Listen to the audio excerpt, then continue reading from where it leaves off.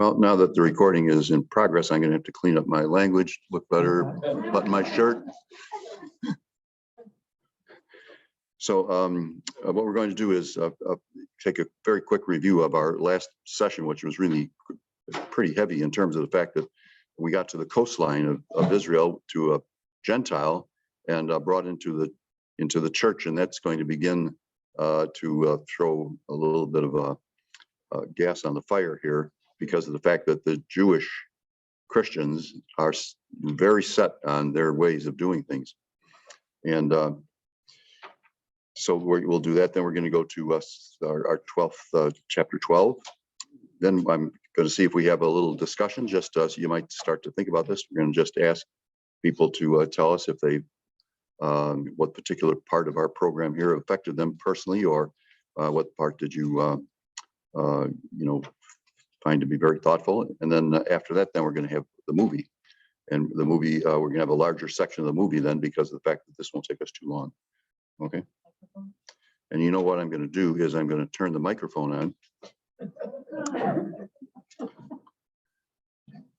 I had it all timed out, that you would get used to my soft voice, and now this, comes at you like a cannonade of something. Well, let's take a quick look at what we did a week ago. Chapters 10 and 11. You might take a look at something came up on the screen here, so you might just check and see how we're doing. Maybe I hit it with my book. I'll have to be careful.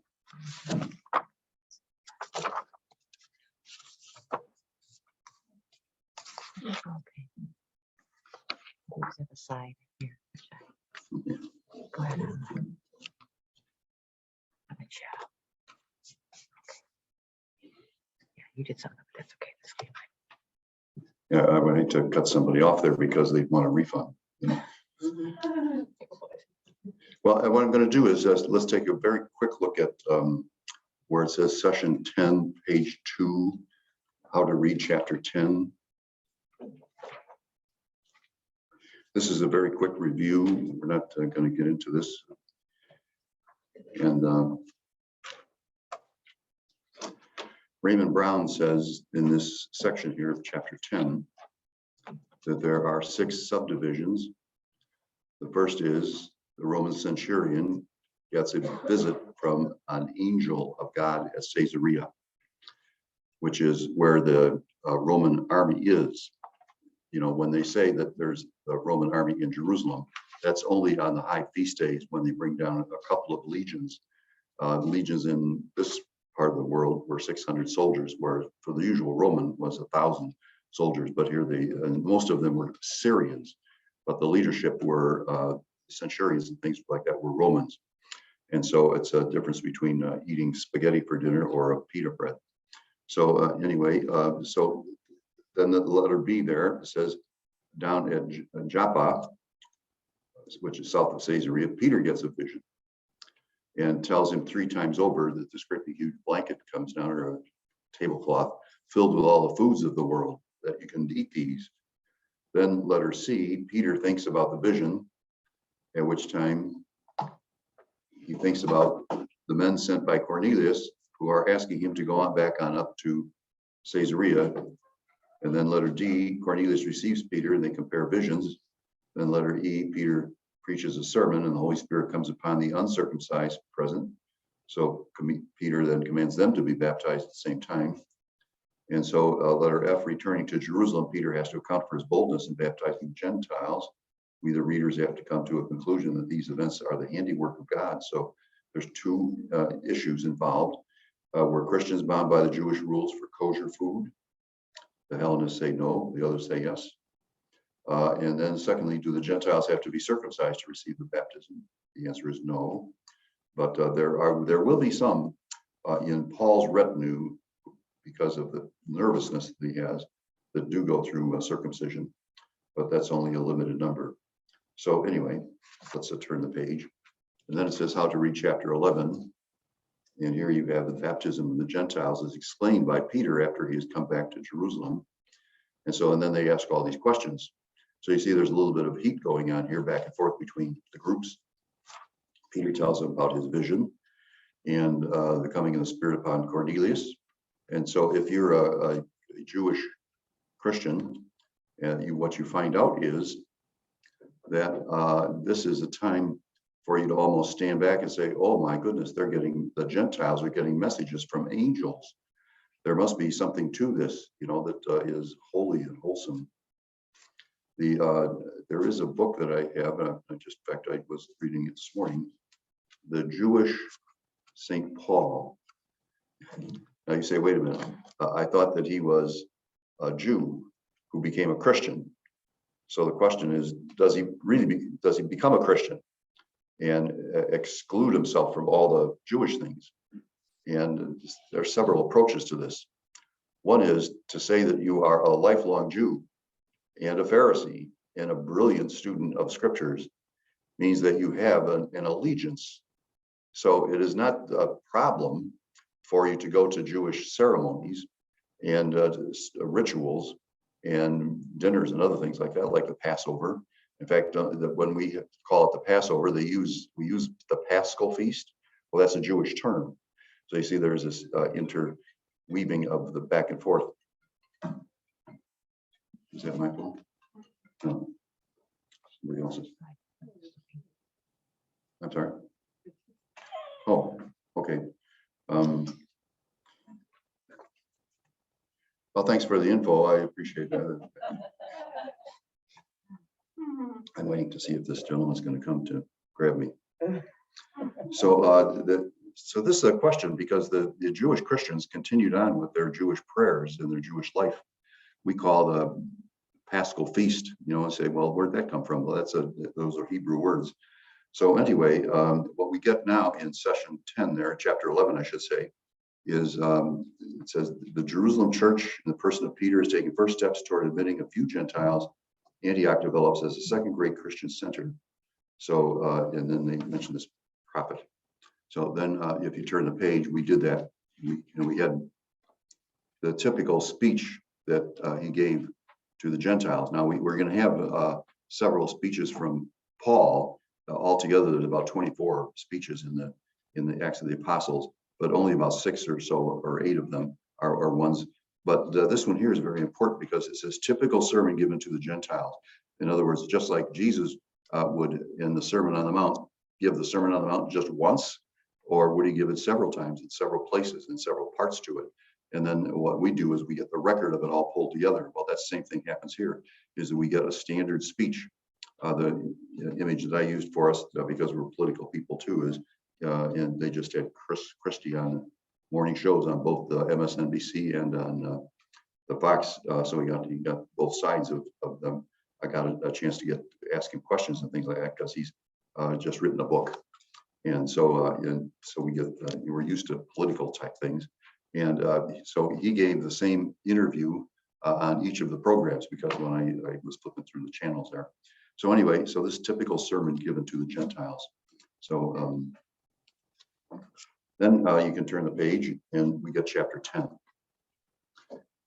And here you have the vision of Cornelius, the vision of Peter, and then they go to Joppa. Turn the page. Now we're in chapter 11. The baptism of the Gentiles is explained. So this is the text of the session that we just read on how to read this. This happened 3 times. And the Spirit told me to accompany them without discriminating. And then the church at Antioch. Antioch now, again, once we don't have a map of it, but I have a hand map, which is real easy to do. All you got to do is go straight north. Don't go into the Mediterranean because it's not the season for water skiing. So what you got to do is just go along the coastline. There's a road that goes from Egypt, from Cairo, all the way along the coastline of Sinai, and then it turns north in Israel, and then it continues up north. And once it gets past Lake Galilee, it turns to the right and goes up to Damascus, which is several hundred miles away. So what you've got here is a continuum of these roads. The other major road that would be coming through this area would be down below in the desert, the Sinai desert. There's a road that comes through and that goes over to Egypt, bringing a lot of things that come from the east, especially spices. So the church at Antioch is going to be a major force now. There are 2 Antiochs. There's a big city, Antioch, one of the 4 great cities the Mediterranean. And then there's a small Antioch called the Antioch of Pisidia, and it's up in the center part of Turkey. And that's where Paul makes his first journey to and his first missionary journey is going to end up going to that Antioch up there. So, and this church is kind of like on an inlet, and it's still there today, and they still have some churches there today. But the one that they do have is very small because this area was under Greek Orthodox control for some time. But as the Saracens and other groups came through, and the Christians were kind of demoted. So there's the church at Antioch, and you can go down to the bottom there. Those who have been scattered by the persecution that arose because of Stephen went as far as Phoenicia, Cyprus, and Antioch, preaching the word to no one but Jews. There were some Cypriots and Cyrenians among them who came to Antioch, and they became Greek speakers, or joined the Greek speakers. So the news of them goes back and forth here. Down at the bottom of this, it says the news about them reached the ears of the church in Jerusalem, and they sent Barnabas to go to Antioch. So Barnabas is the key figure here, even though Paul is the one who is given the title of being the missionary to the Gentiles. Barnabas is the one who they select to start that effort, and Paul goes along with him. Saul goes along with him. Now, what we're going to do is we're going to turn the page, and that says discussion prompts for chapter 12. Now, this is our work for today, and says, what might Herod Agrippa have wanted to persecute the early Christian community? What was the effect of the martyrdom of St. James and the rest of the churches? In these first 12 chapters, we've read a lot about Peter, what has happened to him up to this point, who is really behind all of his adventures. That is the easiest one for us to answer, is it not? Everything in this book is done by the Holy Spirit, the movement of the Holy Spirit in your hearts and soul. Peter's rescued from a potentially seriously harmful situation. He says, have you ever felt like God has rescued you from potential harm? Well, I didn't. I did take an airplane ride over the Grand Canyon. I seem to be okay. I had 3 parachutes with me. So imagine hiking hundreds of miles to cover the extent of the growing early church. How would you describe these churches? Well, here's, because I've walked on one section in Turkey where Paul had walked definitively along the coastline. And it's a Roman road, so it would be maybe as wide as this, and it would have stones that interlocked, so the wagons could go there and stuff. And and as you walk along, you kind of get bored if that's all you do. It is for 100 miles or so, it's just walking. So it becomes a kind of like a mobile instruction period where people talk about their own faith, their own awareness of Christ. There might be some prayers, there might be some psalms, there might be some songs that come up. Well, let me give you an example, not from this area, but from another area much farther to the east. There is a song that is being created, and it was based on the Gospel of John. In the beginning was the Word was with God, the Word was God. All things came to be through him. Without him, not a single thing came to be. Well, that was a song and a hymn, so they would have these songs as you went along, and that would be part of it. And you might stop as people do. In fact, we stopped when I was walking with my colleagues from the Biblical Archaeology Society. We would stop, pull the van over, and get out and pick some pears or other fruits and stuff like that right off the trees. They didn't mind, but the trees didn't say anything. Some of them said, "Well, our mission's been fulfilled." Foreigners feel like our place is really nice. So anyway. There were 2 married couples, so we had pairs going to get pears. So how to read chapter 12 says the persecution offers the Jerusalem Christians an opportunity to bear witness by martyrdom. For James, son of Zebedee, brother of John, one of the 12, is put to death. Now, when they say that he is the brother, what they're meaning there is, you get in the Synoptic Gospels, especially Mark's Gospels, is that there is a favored 3, Peter, James, and John. Now, when it comes for Jesus to cure a girl who had died, remember the synagogue captain there ran off to Jesus in a beautiful passage in Mark's Gospel, and says, "My daughter is dying. Please come and cure her." Now, this is the leader of the synagogue, up in Galilee. And so Jesus comes to walk, and that's when the woman touches his cloak. And it's a magnificent passage because the woman has had her problems for 12 years. The girl is 12 years old, and by the time Jesus gets there, she has died. And so, and the woman has, they're kind of parallel to each other. So what you get in this beautiful passage is they start the journey to the sick girl. They cure, Jesus cures the lady with the hemorrhaging, and then they go to the upper room, whether Peter, James, and John, the favorite three, go with Jesus, and they go up to the room, and there Jesus raises her up. So what's this all about? Why did he tell the stories in sequence and put one in the middle instead? Well, the reason for that is because both of these passages reflect each other. The woman has been ostracized. In fact, that means religiously dead. She can't go to the synagogue. She can't. Her neighbors don't have too much to do with her. This hemorrhaging is, and like a leprosy, and so she pays out a lot of money.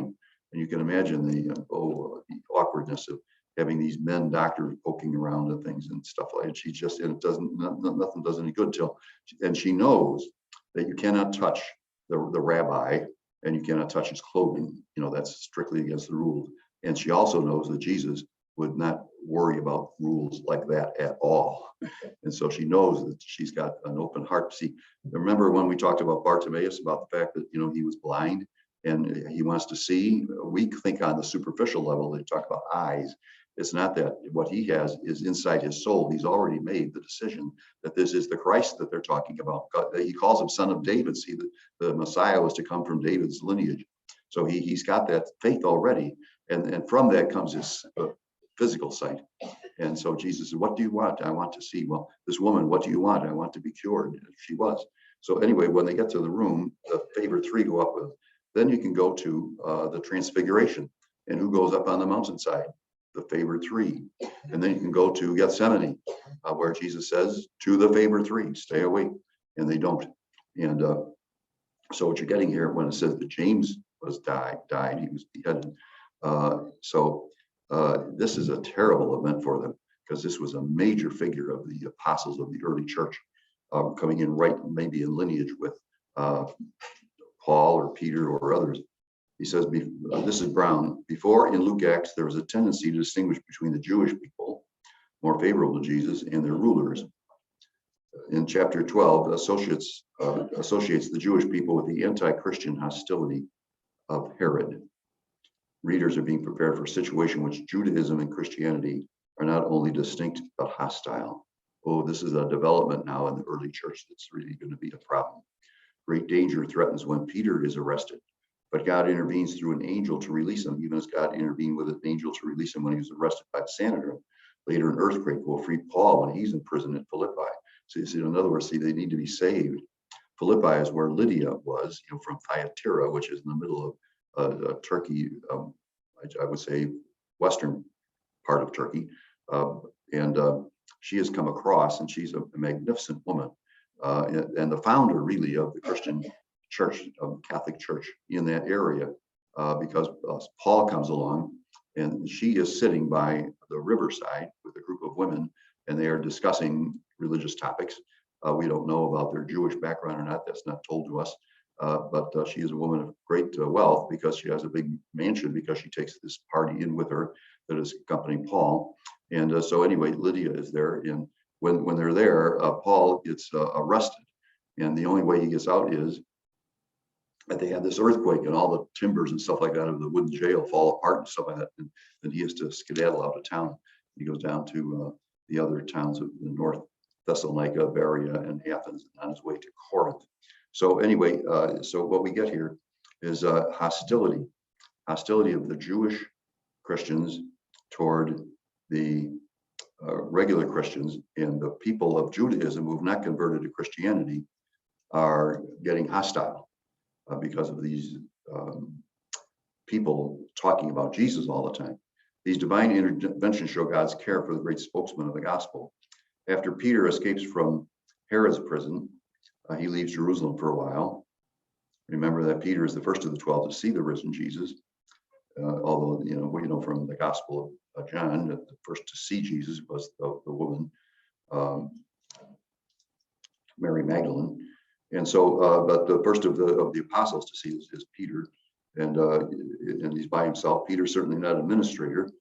James held it, not illogically because he was related to Jesus by family ties. You see, there's one of the very popular names in those days was Mary. This is why it is so confusing for the Protestants, because they say Mary had all these children, and so they associate that with our Blessed Lady, and therefore Jesus had brothers. And but not knowing that there is in the family line of some of the cousins another Mary, and there's a Mary of Clopas, and so anyway, Mary is the mother then of these people. So Mary is the virgin who has conceived a child by the Holy Spirit, and that is it, period. There are no further ones.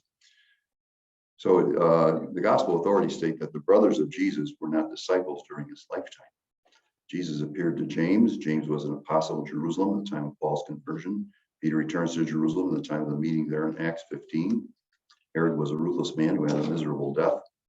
The ABC sponsored 63 doctors to come to a conclusion. And I put in parentheses down there just because this is kind of vulgar. It says, I'm just the messenger. So Herod died of a chronic kidney disease complicated by a very uncomfortable case of maggot-infested genitals. Parentheses.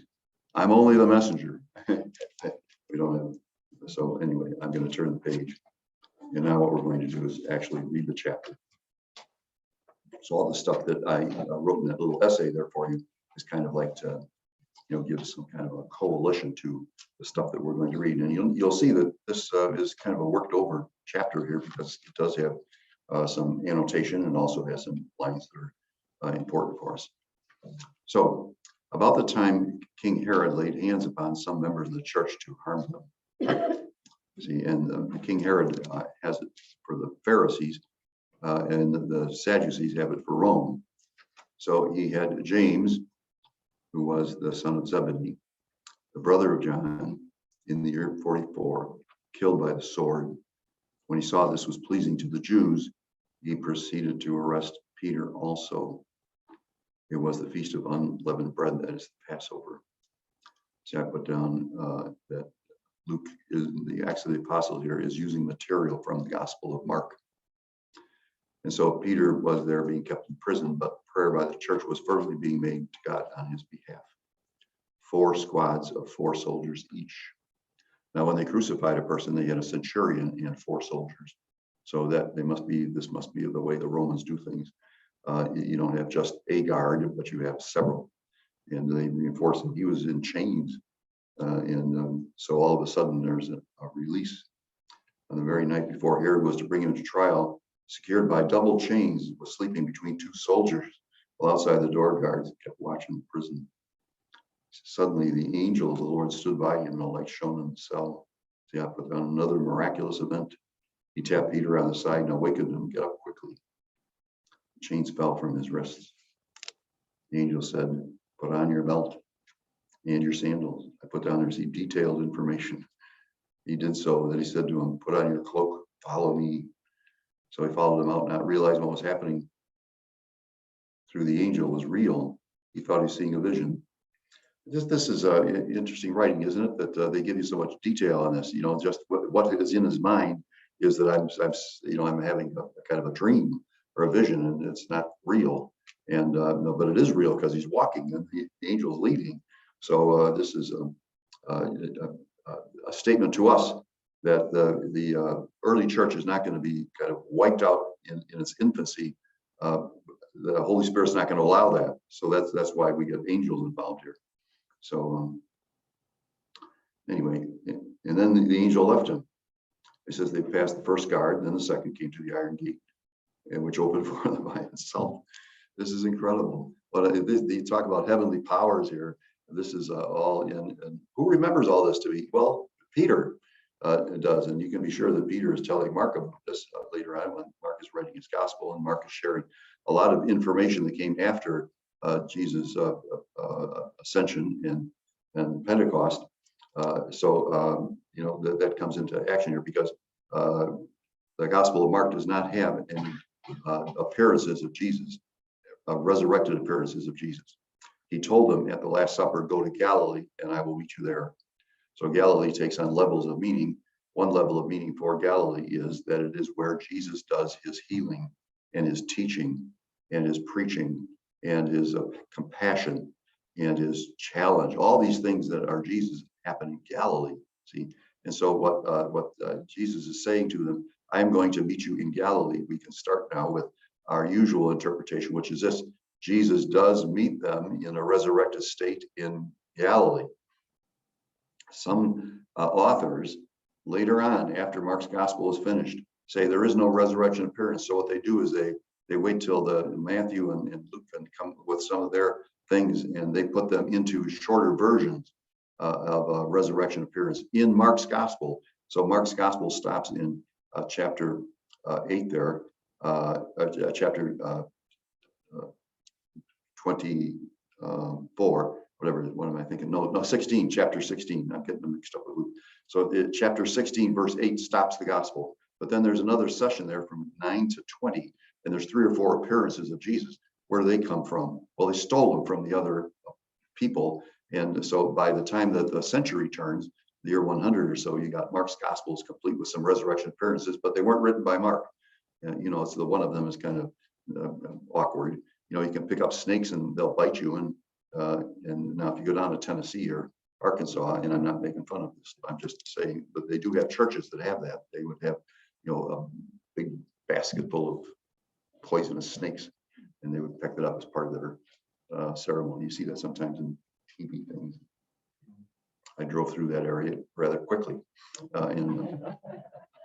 so with a shovel in my hand. So those, anyway, I'm going to get back to our material here. So what's happening though is that this is an actual event. This is not a hallucination or a dream or some kind of thing he made up later. So when he realized he went to the house of Mary, the mother of John, who was called Mark, there were many people gathered there in prayer. So this comes up often in our discussions about where was the Last Supper, where were the events of Easter night, where are the places where they stayed during their visits to Jerusalem. And there were many people gathered there in prayer. When he knocked on the gateway door, a maid named Rhoda came to answer it. She was so overjoyed when she recognized Peter's voice that instead of opening the gate, she ran in and announced that Peter was standing at the gate. Bless her. Do you think this might have some kind of a sneaky parallelism, I should say? Well, Peter's voice speaking in a dialect at the place just within walking distance to the east of them, or to the north of them, at the time when John, or when the beloved disciple, I should say, takes Peter inside the courtyard of Annas and Caiaphas, and the one woman says, "Yo, yeah, I can tell you're one of them because of the way you talk." I'm just saying, do you think that's why we get this thing here about? Perhaps. I like to think that because I like to sew things together. So she hears Peter's voice, and that convinces her, and so she ran in, Peter's standing at the gate. See, what I'm saying is that this seems to be, could be taken by the poetic or literary person as being a kind of after effect of Peter's voice being recognized and people loving him, as opposed to the time when his voice said, "I don't know the man." So then they told her, "You're out of your mind." But when, that's sad to say this. They don't seem to take too much attention to it. But she insisted it was so. They kept saying it's his angel, because they knew the guy was locked up and stuff. But Peter continued to knock, and when they opened it, they saw him, were astounded. He motioned to them with his hand to be quiet, explained to them how the Lord let him out of the prison. "Report this to James and the brothers." Then he left and went to another place. I put on the right side, this James is brother of the Lord and is the head of the Christian community. At daybreak, there was no small commotion among the soldiers over what had been become of Peter. Herod, after instituting search but not finding more, the guards tried and executed. Then he left Judea to spend some time in Caesarea. Oh my God, this is extraordinary. The very guards that were to keep Jesus locked up and stuff like that, this Herod has so much antagonism in him. And this is not Herod the Great, but this is the other Herod, his son. You don't want to be a friend of Herod. He killed 2 of his sons and 1 of his wives. So they said it's safer to be Herod's pig than his family. So well, I'm just enjoying myself on that one because the Jews don't eat pigs. See? So the pig was safe in the family. Okay, so now I worked on that all last night. Sometimes they work, sometimes they don't.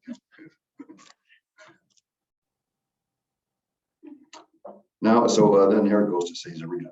I've told you before something about Caesarea being a magnificent city. And one of the things that it has there is this great kind of walkway, or I should say wall that they built. I told you about the cement that they used, would solidify underneath the water. And so they would build this great big huge belt around with an opening. So when the ships came in, they weren't, being tossed back and forth by the waves. It's the Mediterranean for a good, maybe, I'm going to make a rough statement here. Out of the 12 months of the year, about 8 or so of those were times when the Mediterranean was really rough. So when they talk about these boat trips, they're ship trips, that people do, they gotta be careful that they're not going out when it's really bad. Now that's what happens with Paul. That's why his boat goes under near Malta, is because they went too far out into the open sea at a time when you don't do that because the waves are so big. So if you go to the Caesarea now, here is if you want to say, well, who really went underwater and found out about all this? Wait till you hear this. Napoleon. Napoleon was going down to Egypt, and he had his army coming down through the Israel there, and they got to several of the places. Dor was another place, and they found all kind of cannonballs and other things like that his soldiers were practicing by shooting them out into the Mediterranean. And so they found all that stuff from Napoleon. There is a rumor, but I don't give much to it, but that when he got to Cairo, he lined up one of his cannons and blew the nose off of the Sphinx.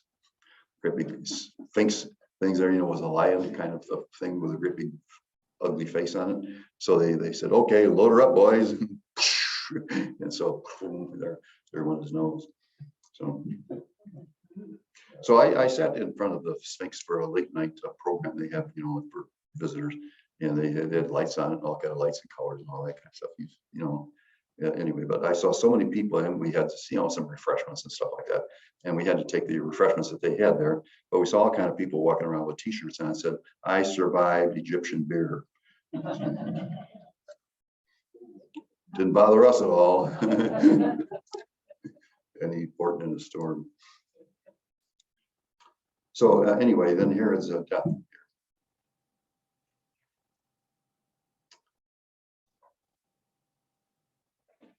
Excuse me, this is, well, let's continue. Herod been very angry with the people of Tyre and Sidon, who now came to him in a body. After winning over Blastus, the king's chamberlain, they sued for peace because the country was supplied with food from the king's territory. So this is all information north of Israel. And so anyway, Herod, attired in royal robes and seated on the rostrum, addressing publicly, says, "This is the voice of God, of a God, you see, small g, not of man. And once the angel of the Lord struck him down because he did not ascribe to honor God, he was eaten by worms and breathed his last." That's where I put that. I'm sorry, I have misled us here. That is, this is the Herod of Jesus' time. The Herod of the Great died 4 BC. This guy, kidney disease and maggot festival. We don't need to repeat that again. After Barnabas and Saul completed their relief mission, they returned to Jerusalem with them John, who was called Mark. Well, now that finishes our reading, and now the Acts of the Apostles have 28 chapters.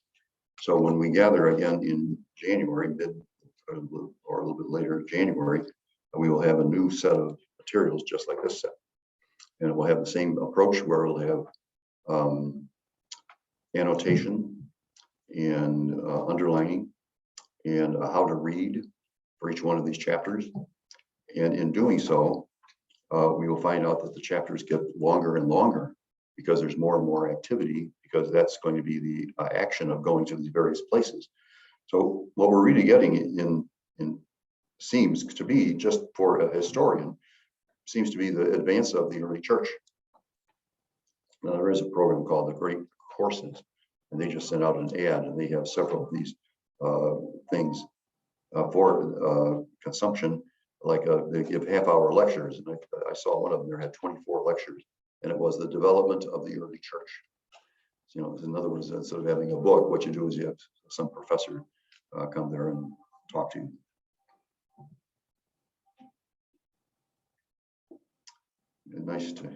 Thank you. Nice to have a musical accompaniment to my saying goodbye to chapter 12. Now, I have mentioned for us before that I did supply some extra material, because some people like to do that. They like to take, you know, not just the material we're taking from Scripture, but some of its effects. Usually in the past, what we've done is, you know, articles from magazines or stories or other type things. But this time what I did was I took from the Magnificat prayer book, and I, for whatever reason, it probably is neurotic, but anyway, I had kept for the last 10 years, the 12 issues each year of the Magnificat in a closet. So I went in there, kind of told the spiders to move outside, and I pulled them out, and I found there were people who were early martyrs of the church, early converts to the church, people who were heroic, people who changed the church all the way through the centuries. So that became just absolutely remarkable that we would be able to do that. So what I did was, since we had 12 sessions here, is I printed up, I believe, more than that, maybe 24 or so, and I'd have to just go and count them again. But these could be things for you to read with this theme in mind. What category does it fall into? Does it fall into a convert? A lot of them are. Does it fall into heroism and martyrdom? Yeah, a number of those. And you find those in every continent, every place. You find them out in Asia, you find them in Africa, you find them at various other places. How about Josephine, for example, a woman who at a young age was enslaved and sold then. And she had a very harsh landlord first time around, and she was lashed and lived with scars on her backside and everything. And then as she grew older, she got sold again, and then finally keeps getting sold. And then she gets sold to a diplomat from Italy. So he takes her back, but she is a slave, and to do the housework and other things. And there's down the road a convent, sisters, and so they send her down there to, you know, get some education and things like that, so she can help out the family. And so what she does is she goes to the government and says, we don't have slavery in Italy, but they're making a slave out of me, so give me my freedom. So they did.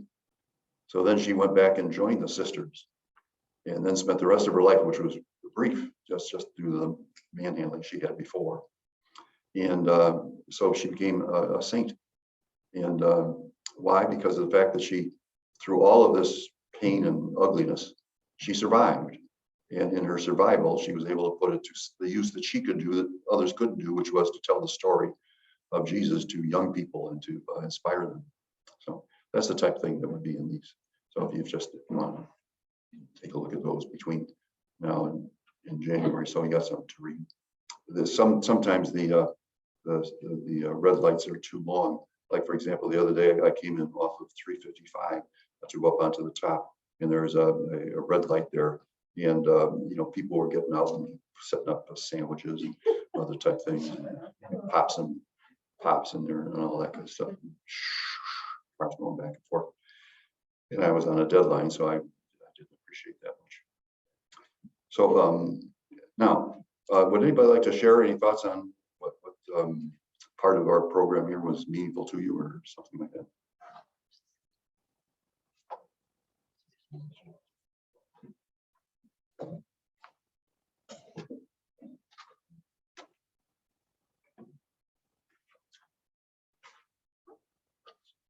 Yes, please. I have a question on the chapter. We have the angel going into the prison and telling Peter to put on his belt, and then he leads Peter out. Yeah. Is that a reference to the last part of John? Yes, it does. You know, what is that last part? He pulls Peter aside after his threefold confession and says, Peter, there will be, now you tie your own belt, but there will be a time when it comes when somebody ties that and takes you where you don't want to be. Yeah, that certainly could be. And of course, that would also be a prelude to his own crucifixion. There is kind of a, it's not scripture and nowhere to be found and verifiable, is that his wife was crucified first. And he kept yelling at her, the woman to be crucified, they put your face into the wood. So you're like this. And he says, remember Christ, remember Christ, remember Christ. Now, whether that's a kind of a created happening or whether it was a true happening, we don't know. What's your thought? When Saul or Paul had his vision of Jesus, that was after the ascension. Yes. Yeah, because remember, Paul was hot to trot to bring in Christians, and not only not only bring them in, but to take distances of several, 100 miles or so up to Damascus and come back. Imagine that. The passion you must have to say, I'm going to go to some other, place because I know that there are Christians up there, Jewish Christians. I'm going to bring them back. We'll execute them. That's horrible. Do you have any idea how many years after?